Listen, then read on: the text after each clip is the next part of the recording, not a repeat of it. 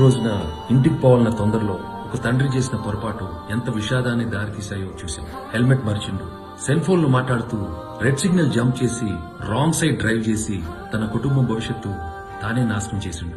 ఒక 10 నిమిషాలు లేట్ అయినా పర్వాలేదు. ట్రాఫిక్ నియమాలు పాటించండి, క్షేమంగా గమనించారండి. మీ కుటుంబం మీకోసం ఎదురు చూస్తూ ఉంటుంది. Arrive alive.